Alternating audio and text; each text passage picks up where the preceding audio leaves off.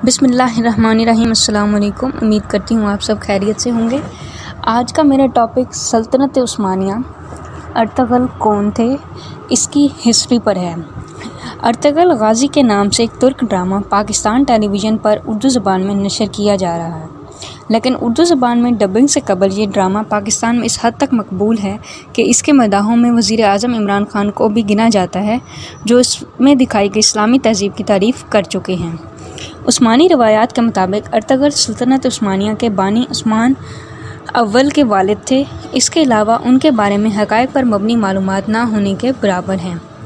کئی صدیوں تک دنیا کے ایک بہت بڑے حصے پر حکمرانی کرنے والے اس خاندان اور سلطنت کا آغاز تاریخ کے دھندلکوں میں گم ہو چکا ہے۔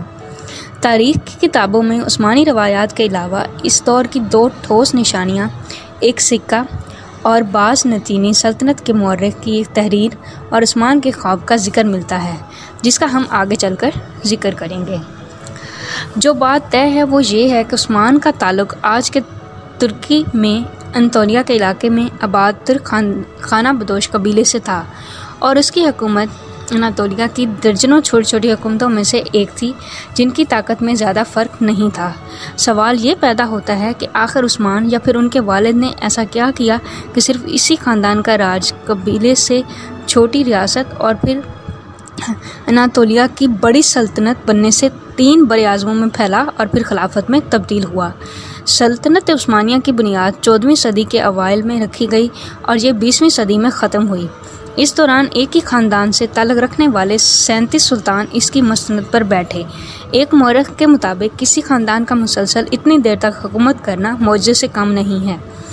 مورخ کیروین فنکل اپنی کتاب عثمان کا خواب سلطنت عثمانیہ کی کہانی میں لکھتی ہیں کہ عثمانیہ کی کامیابیوں کی وجوہات کچھ بھی ہوں، لیکن ان کی اناطولیہ والی، جو کسی حد تک آج کی ترکی کی حدود سے مطابقت رکھتی ہے، میں اپنے ہمسایوں کے ساتھ 2 صدیوں پر پھیلی ہوئی لڑائی انتہائی سخت تھی۔ اس کے بعد ارطغرل کے بارے میں عثمانی روایات کیا ہیں، اس کے بارے میں آپ کو بتائیں گے۔ مورخ اسٹیفن ڈی جے شاہ اپنی کتاب سلطنت عثمان کی تاریخی اور جدید ترکی میں اس روایات کا ذکر کرتے ہوئے لکھتے ہیں کہ سلطنت عثمانیہ کی شروعات تاریخ کے طالب علموں کے لیے ہمیشہ سے اہم سوال رہا ہے، لیکن اس دور کے ذرائع کی کمی اور بعد کے ادوار میں لکھی گئی روایات میں تضاد کی وجہ سے پورے یقین سے کچھ کہنا مشکل ہے۔ انہوں نے اس مشہور روایات کو بیان کرتے ہوئے لکھا کہ عثمانیوں کا جد امجد سلمان شاہ تھے، جو کائی قبیلے کے سردار تھے اور 12ویں صدی کے آخر میں شمالی ایران کے ایک علاقے میں آباد رہے۔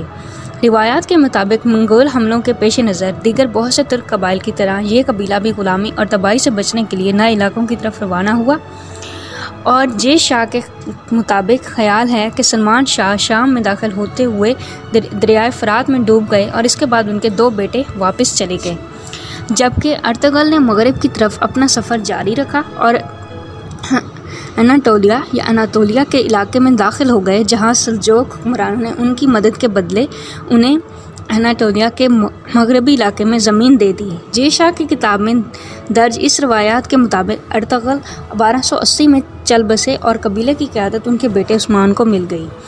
فنکل لکھتی ہیں کہ عثمانی روایات کے مطابق ارطغرل نامی ایک قبائلی سردار شمالی مغربی اناطولیہ میں آ کر سلجوق اور بعض نتینی سلطنتوں کے بیچ علاقے میں آباد ہوا، اور اس روایات کے مطابق سلجوق سلطان نے ارطغرل کو سوغات میں کچھ علاقہ عطا کیا تھا، لیکن ارطغرل کا عثمان سے کیا تعلق تھا یہ ہسٹری میں نہیں معلوم۔ نامعلوم تاریخ والا سکہ۔ فنکل لکھتی ہیں کہ عثمان کے دور سے ملنے والا واحد سکہ اگر اصلی ہے تو اس سے ثابت ہوتا ہے کہ ارطغرل یقیناً تاریخی شخصیت تھے۔ اس کے سکے پر درج ہے جاری کردہ برائے عثمان ولد ارطغرل، یہ درج ہے۔ فنکل مزید لکھتی ہیں کہ عثمان کا اپنے نام پر سکہ جاری کرنا ثابت کرتا ہے کہ اس وقت صرف ایک قبائلی سردار نہیں تھے، بلکہ اناطولیہ میں اپنی آپ کو سلجوق منگول سلطنت کے سائے سے باہر ایک خود مختار امیر سمجھنا شروع ہو چکے تھے۔ تاریخ میں عثمانیوں کا پہلا ذکر۔